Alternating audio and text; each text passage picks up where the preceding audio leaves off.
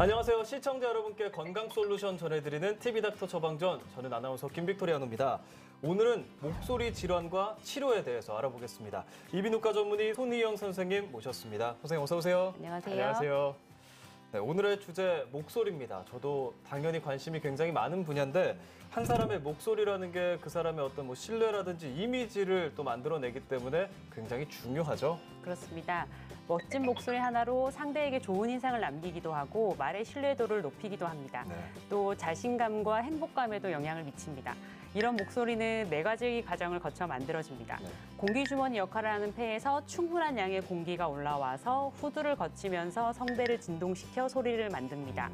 입과 코를 통과하면서 에너지를 증폭시키는 공명과 발음이라는 과정을 거쳐 목소리가 됩니다. 이렇게 목소리가 만들어지는 과정은 우리 몸의 여러 부분과 연결되어 있습니다. 네, 저도 아무래도 목소리를 내는 일을 하다 보니까 소리를 내는 거에 대해서 연구나 공부를 많이 했었는데 많은 분들이 목소리에 대해서 좀 관심을 가질 것 같습니다. 근데 제가 알기로는 주변에 내 목소리가 많이 변했다, 목소리가 안 좋아졌다라는 고민을 가지시는 분들이 상당히 많거든요. 그렇게 되는 원인이 뭘까요? 네, 목소리에 변화가 생기는 이유는 매우 다양합니다.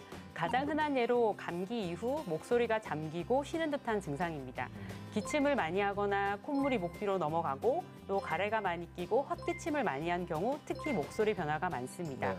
대부분 일정 기간 쉬고 나면 목소리는 회복됩니다. 그러나 대략 일주일 정도의 시간이 지나도 목소리가 돌아오지 않는다면 이비인후과 진료를 받아보시는 것이 좋습니다.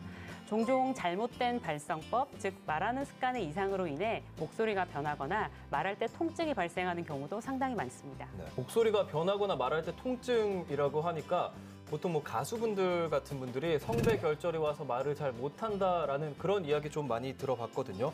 이것도 음성 장애라고 볼 수 있나요? 네, 말을 평소보다 조금 많이 했을 때 목소리가 잘 갈라지고 쉰소리가 나는 분들은 성대 결절을 의심해 볼 수 있습니다. 가수나 배우, 선생님 등 목소리 사용이 많은 직업을 가진 분들에게 성대 결절이 흔히 발생합니다. 소리를 많이 지르는 아이들에게서도 종종 볼 수 있습니다. 또 걸걸한 소리가 많이 난다면 성대에 물혹이 생기는 성대 용종, 폴립 가능성도 있습니다. 성대 결절 외에도 또 목소리가 변하는 다른 질병도 있죠. 때로는 폐암이나 식도암, 갑상선암 등 다른 질병이 목소리 변화를 일으키는 경우도 있어 진료 과정 중 진단되기도 합니다. 또 이러한 큰 병을 치료하는 과정에서 발생한 성대 후두마비가 목소리 변화로 나타나기도 합니다. 얼마 전 TV 프로그램에서 가수 엄정화 씨의 감동적인 목소리 회복 일화가 나왔는데요. 엄정화 씨도 10여 년 전 갑상선암 수술 후 발생한 성대 마비로 인해 노래를 할 수 없었고 이후 꾸준한 음성 치료 과정을 통해서 최근 활발한 활동을 다시 시작할 수 있게 되었다고 말했습니다. TV에서 잠시 목소리 회복 노력을 볼 수 있었는데 그것이 바로 오늘 말씀드릴 음성 치료의 일부라고 할 수 있습니다. 네, 음성 치료 지금 이야기만 들어도 더 궁금해지는데 목소리 치료라고 하는 음성 치료 어떤 건가요? 음성 치료란 목소리 재활 치료라고 설명드릴 수 있습니다. 음성 치료의 효과는 발성 습관을 효율적으로 바꿔 목소리와 관련된 증상들을 감소시킵니다. 예를 들어 목소리가 갈라지는 성대 결절의 경우 대부분 수술이나 약 복용이 아닌 발성 습관 변화와 적극적인 음성 치료로 호전됩니다. 각 질환에 따라 다양한 치료 방법이 있고 누구나 어렵지 않게 따라할 수 있습니다. 이번엔 음성 치료와 관련한 사연이 도착했습니다. 선생님께서 사연 잘 듣고요. 알맞게 처방 내려주시면 되겠습니다. 사연 시작하겠습니다. 안녕하세요. 5살짜리 아들을 두고 있는 울산 북구 주민입니다.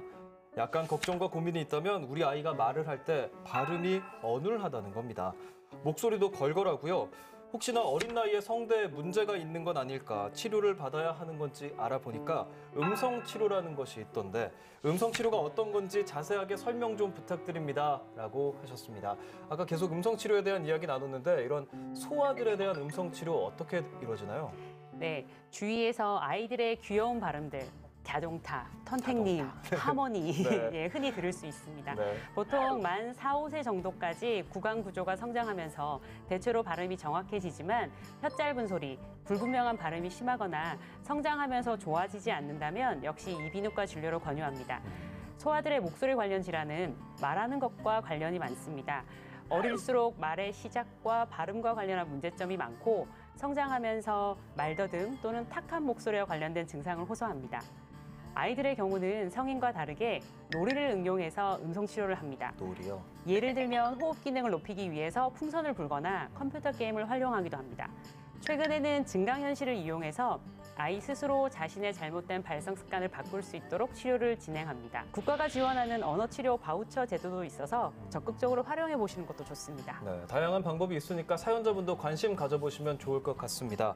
사실 주변에 좋은 목소리를 갖기 위해서 어떻게 해야 되냐 궁금해하시는 분들 상당히 많은데 그런 분들한테 딱 소개해드릴 수 있는 뭐 습관 같은 게 있을까요? 저는 마시는 물이 가장 좋은 약이라고 설명드립니다. 물이요. 성대는 건조하면 자극에 민감해집니다. 즉 건조할 때 과한 소리를 내고 목에 부담이 되는 여러 가지 자극을 준다면 쉽게 성대에 상처가 생기고 질병이 될 수 있어서 충분한 수분 섭취가 필요합니다.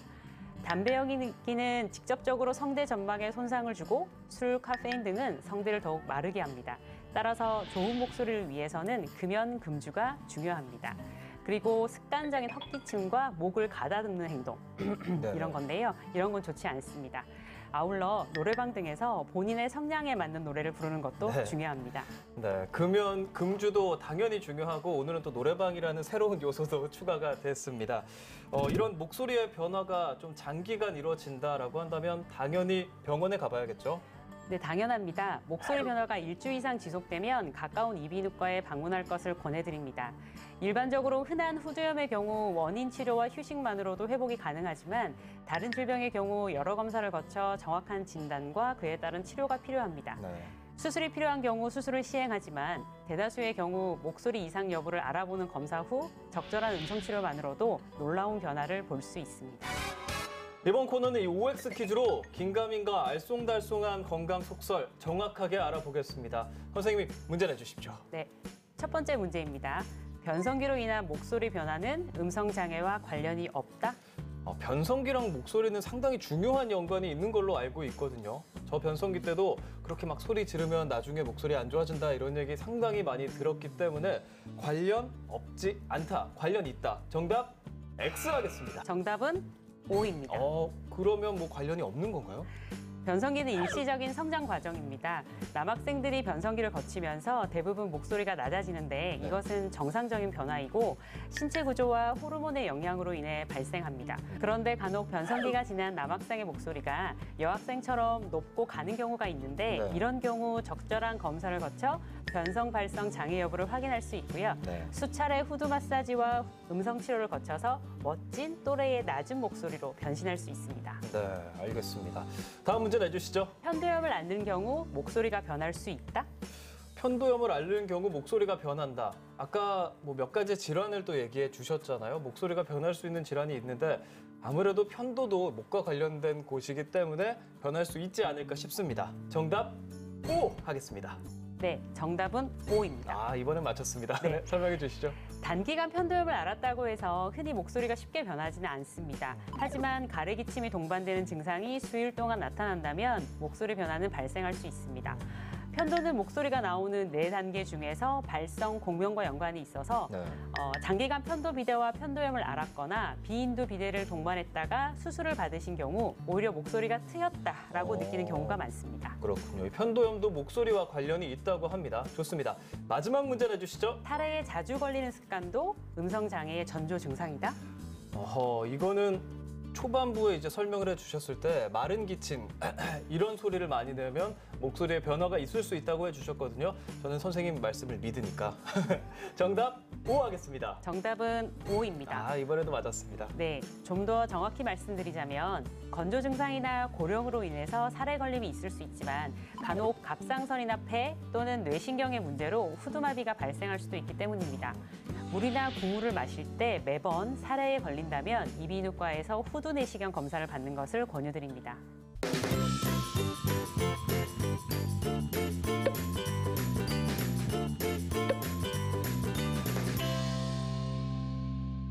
TV닥터 처방전 벌써 마칠 시간이 됐습니다. 선생님, 마지막으로 한 말씀 부탁드립니다. 나의 행복하고 풍요로운 삶을 위해 목소리는 중요합니다. 그런데 목소리가 달라져도 당장 아프지 않고 또 잘 몰라서 병원에 찾지 않고 그저 속상하게 지내는 분들도 많습니다.